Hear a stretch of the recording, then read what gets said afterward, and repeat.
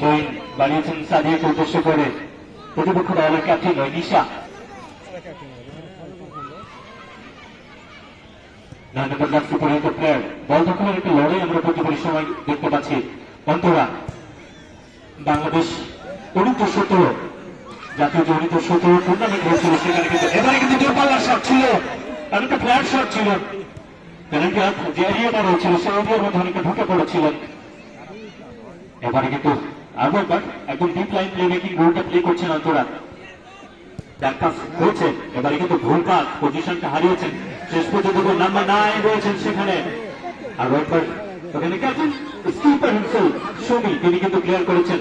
তবে ক্লিয়ার করলে হবে কি দুটো কাটেনি, ওখানে অন্তরা রয়েছে প্রস্তুত, তিনি প্রোটেকশন দিচ্ছেন। এখন কিন্তু অন্তরার দখলে রয়েছে বল, দেখছেন কাকে দেবেন। একটা শট করেছেন, সেটা কিন্তু ডিফ্লেকশন হয়ে গেছে। আবারও কিন্তু আক্রমণে নাম্বার 11 পপি। আর একবার অন্তরা দর্শক থেকে বাড়িয়েছেন। সাদিয়া লেফট উইং দিয়ে একটা আক্রমণে ওঠার চেষ্টা, 12 নম্বর জার্সি পরিহিত প্লেয়ার, তিনি বলটা পাঠিয়ে দিলেন 500 টাকার উপরে। হ্যান্ডবল তার সিদ্ধান্ত প্রধান রেফারির কাছে। সুজন বাংলাদেশ ফুটবল ফেডারেশনের একজন প্রশিক্ষণপ্রাপ্ত রেফারি এবং রাজশাহী জেলা রেফারি অ্যাসোসিয়েশনের একজন সদস্য। নিভৃত রক্ষণ ভাগ থেকে একটা ফ্রি-কিকটা নিচ্ছেন সুবর্ণা, লম্বা করে উড়িয়েছেন একটা ফ্ল্যাট শট, একটা আপিল করা হচ্ছে, সেই আপিলকে কর্ণপাত করেছেন এবং ঝান্ডা কিন্তু গগরে, নিশানা গগরে, অর্থাৎ অফ সাইডের ফাঁদে পড়লেন। যাতে ট্যাকটিক্যাল বিষয় যদি আপনারা চিন্তা করেন, উপরে দল কিন্তু অনেকটা হাইলাইন ডিফেন্স এখনো পর্যন্ত খেলছে, যেটাতে কিন্তু অনেকটা গেগেন প্রেসিং যে ফুটবল নৈপুণ্য সেটাই কিন্তু আমরা দেখছি। অর্থাৎ যে দল আসলে বল নিজেদের দখলে রাখতে পারছে না, তখন কিন্তু প্রেস করছে এবং যেটাতে কিন্তু সিংহভাগ গোল পজিশন হারাচ্ছেন। এবং ফুটবল খেলা যখন আপনার পায়ে বল থাকে না, তখন আপনার অ্যাপ্রোচটা কেমন হয় সেটা কিন্তু অনেক কিছু ডিপেন্ড করে। অর্থাৎ ফুটবল খেলা শুধুমাত্র আপনাকে পা দিয়ে খেলে চলছে না, ফুটবল খেলতে হবে মাথা দিয়েও। ক্রুজের একটা কথা মনে পড়ে যায়, তিনি বলেছিলেন ফুটবল খেলা 90 মিনিটের খেলা, সেখানে আপনার পায়ে বল থাকে 3 মিনিট, বাকি 87 মিনিট আপনার অ্যাপ্রোচটা কেমন হয় সেটাই একটা ম্যাচের ফলাফল নির্ধারণ করে দেয়। নারী ফুটবলের যে গণজাগরণ, সেই জাগরণ এসেছে তৃণমূল পর্যায়ে। এত সুন্দর একটা টুর্নামেন্ট যাদের আয়োজন এবং বাস্তবায়ন করেছে বাংলাদেশ ফিনালি ক্লাব, তাদেরকে ধন্যবাদ জানাতে চাই। এবারে কিন্তু সুমি তুলে দিয়েছেন, ওখানে সাদিয়াকে উদ্দেশ্য করে ব্যাকপাস রাখতে পারবেন না, সেন্টার সার্কেলে ওখানে একটা স্লাইডিং এ করে ওই অন্তরা, তিনি কিন্তু দারুণ খেলে থাকেন। বিশেষ করে সিরাজগঞ্জের মেয়েটা আমরা দেখেছিলাম বাংলাদেশ যে U17 খেলা হয়েছিল, সেখানে কিন্তু রংপুরকে হারিয়ে তারা চ্যাম্পিয়ন হয়। এবং সেই দলের আরো একজন প্লেয়ার এই শুভরাঙ্গা ইউনিয়নেরই একজন মেয়ে ফরিদা পারভিন, বাংলাদেশ U17 দলের সেই টিমটার ক্যাপ্টেন, তিনিও কিন্তু ওই দলটাকে খেলছেন। অর্থাৎ এই ঘোষণাটা অনেক বেশি ইম্পর্টেন্ট হতে যাচ্ছে। এই মিডফিল্ড আসলে উন্নত করে কিনা সেটা কিন্তু অনেক কিছু আসলে ডিপেন্ড করবে। জার্সি নাম্বার 6 ওখানে রাজশাহী কিংসের ফরিদা দলের অধিনায়ক, তবে সেটা হয়ে গেল রোগ। ফ্রি-কিকটা পাচ্ছে প্রতিপক্ষ পরশবাড়ি ফুটবল কোচিং গাইবান্ধার ফুটবল জাগরণের অন্যতম কারিগর, অর্থাৎ প্রতিকৃত বলা হয় কোচ শরীফা অদিতি, বাংলাদেশ জাতীয় দলের কোচ এবং একই সাথে বসুন্ধরা কিংসের কোচ ছিলেন। তিনি কিন্তু দারুণ ভূমিকা পালন করেছেন এবং গাইবান্ধার যে ফুটবলের গণজোয়ার, সেখানে কিন্তু দুটো একাডেমি অনেক গুরুত্বপূর্ণ রোল প্লে করেছেন। তার মধ্যে কিন্তু একটা গাইবান্ধা ফুটবল একাডেমি, আরো একটা কিন্তু পরশবাড়ি ফুটবল কোচিং একাডেমি। এই একাডেমি কিন্তু আজকে এই গাইগাছা মিতালি ক্লাব এই মাঠটাতে আজকে কিন্তু তারা খেলতে এসেছে। তারপরে কিন্তু ওই হেডকোচ প্লে করা হয়েছে, তারপরে কিন্তু বল চলে গেছে সাইড লাইনের বাইরে। ভাই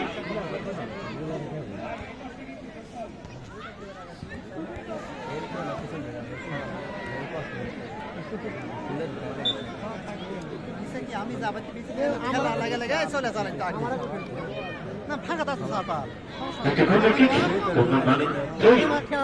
সংশোধন করছি, সেটা উনিকে ব্যাকপাস করলেন নাম্বার 6 কবিতা সেন্টার ব্যাক।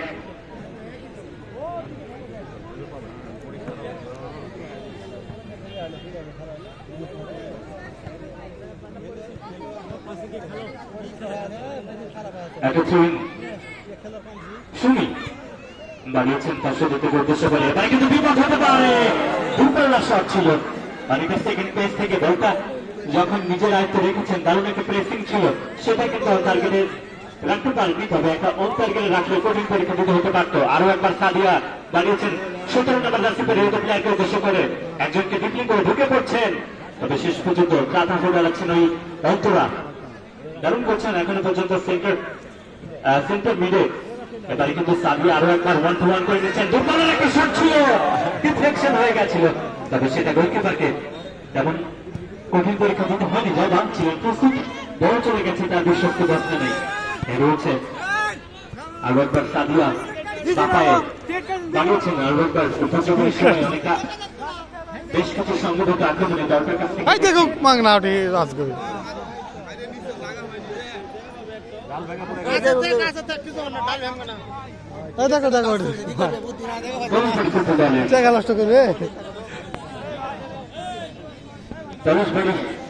কোচিং একাডেমি 13 নম্বর জার্সি প্লেয়ার রনি, তাকে বিশেষ করে উল্লেখ করতে হবে। বাংলাদেশ ফুটবল দলের সাবেক ফুটবলার, তিনি কিন্তু সেন্টার ব্যাকের রাইট ব্যাকের হিসেবে দায়িত্ব পালন করছেন এবং এখনো পর্যন্ত দারুণ করছেন। এবারে কিন্তু কলকাতা পজিশন হারিয়েছেন, সুমি রয়েছেন সেখানে নাম্বার 11 পপি, ব্যাক পাস হয়েছে তবে সেটা ক্লিয়ার করলেন।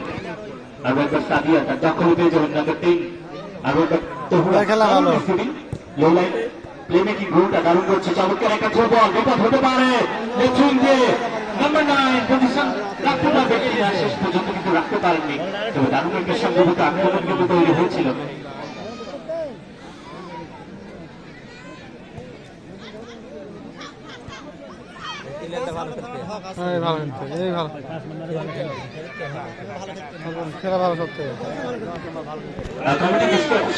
যারা চেয়ারে বসে রয়েছে তারা তাদের একটু টিকিট আপনারা চেক করে ফেলবেন এবং যারা দর্শক সারিতে রয়েছেন আপনাদের টিকিটটা সাথে রাখবেন। কমিটি অল্প সময়ের মধ্যে আপনাদের দৌড় পৌঁছে যাবে।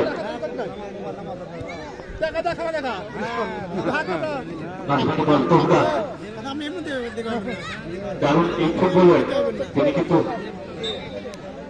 2017 রাজশাহী যে দলটা চ্যাম্পিয়ন হয়েছে প্রতিপক্ষ রংপুরকে হারিয়ে, সেই দলটাতে কিন্তু একজন সদস্য ছিলেন। এবারে কিন্তু লম্বা করে উড়িয়েছেন গোলপোস্ট বরাবর, সেখানে জয়বার হয়েছেন প্রস্তুত।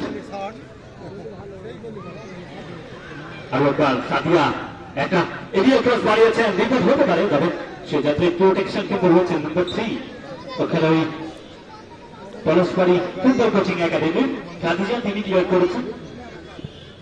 ফরমেশনের কথা যদি আপনারা একটু চিন্তা করেন 3-2-2 এই ফরমেশনটা নিয়ে উভয় দল কিন্তু আজকে মাঠে নেমেছে এবং উভয় দলকে আমরা দেখছি অনেকটা হাইলাইন ডিফেন্স, যেটা কিন্তু প্রতিপক্ষ দল তারা কিন্তু বেশ কিছু সময় আক্রমণের ফৌজে আসলে ছড়াচ্ছেন।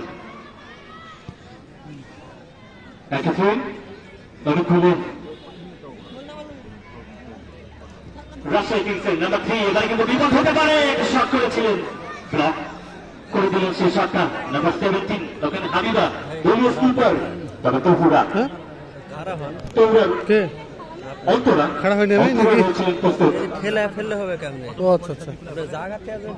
শেষ পর্যন্ত চলে যায় 500 রেখার পরে খুলে পরস্পরই ফুটবল কোচিং একাডেমির একটা জয়েন হয়েছে।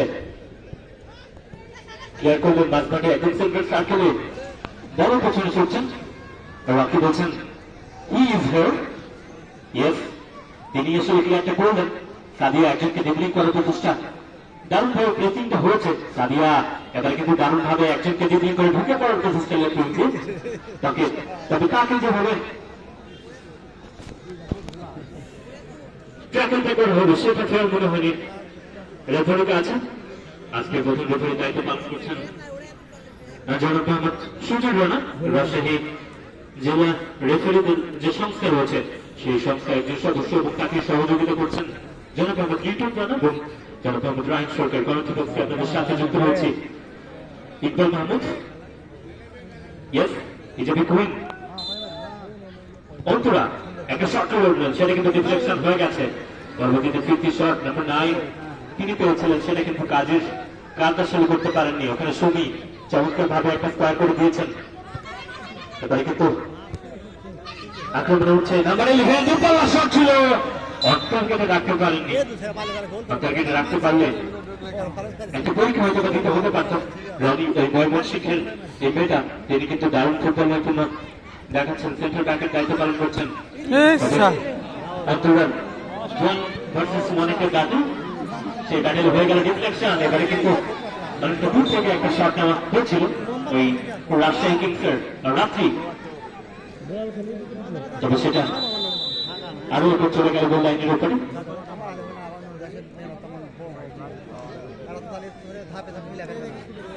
এই আয়োজনের সভাপতির দায়িত্ব পালন করছেন জনাব অ্যাডভোকেট মোহাম্মদ নাসির উদ্দিন প্রামাণিক, এপিপি মাননীয় বিজ্ঞ অতিরিক্ত চিফ জুডিশিয়াল ম্যাজিস্ট্রেট আদালত রাজশাহী জেলা। আমার মনে পড়ে যায় গতকালই কিন্তু একটা অ্যাডভোকেটদের টুর্নামেন্ট হলো। বাংলাদেশের যত অ্যাডভোকেট রয়েছে অথচ 70টা জেলার সেই অ্যাডভোকেট কাপ কিন্তু আয়োজন হয়েছে ঢাকাতে, সেটা কিন্তু সরাসরি সম্প্রচার করেছে টি স্পোর্টস, এবং সেখানে ধারাদর্শকার হিসেবে ঢাকার সৌভাগ্য হয়েছিল। এবং সেখানে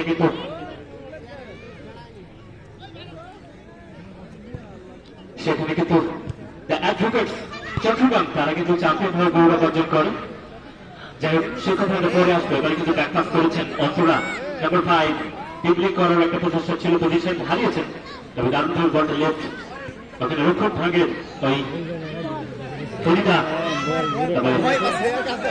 ওই অন্তরা তিনি কিন্তু দারুণ করছেন, চমৎকার একটা চোর বল পাঠিয়েছেন। লেফট উইং দিয়ে একটা আক্রমণ হওয়ার প্রচেষ্টা ছিল, সেটা কিন্তু ওই রনি আক্রম তিনি কি করলেন, বল চলে গেছে আরো একটা টাইম লাইনের উপরে। গাইবান্ধা ফুটবল একাডেমি বিশেষ ভূমিকা পালন করেছে নারী ফুটবলের প্রথিকের এবং কোচ শরীফা আবিদি, বাংলাদেশ ফুটবল দলের কোচ, এবং একই সাথে বসুন্ধরা যে ফুটবল দলটা রয়েছে সেই দলের কোচ। এবং গাইবান্ধা ফুটবল দলটাকে এগিয়ে নিয়ে যাওয়ার জন্য অন্যতম গুরুত্বপূর্ণ দায়িত্ব পালন করছেন এই মানুষটা। এবং একই সাথে রাজশাহীর কথা যদি আপনি চিন্তা করেন, রাজশাহী দলের ফুটবলার নার্গিস কাদর, তিনি বাংলাদেশ সাবেক ফুটবলার, বর্তমান তিনি বসুন্ধরা কিংসের হয়ে খেলছেন এবং বর্তমান Rajshahi university central student union অর্থাৎ ছাত্র সংসদ রাজশাহী বিশ্ববিদ্যালয়ে তিনি কিন্তু ক্রীড়া সম্পাদক হয়েছেন। এবং তিনি কিন্তু এই বাগমারারই কৃতি সন্তান।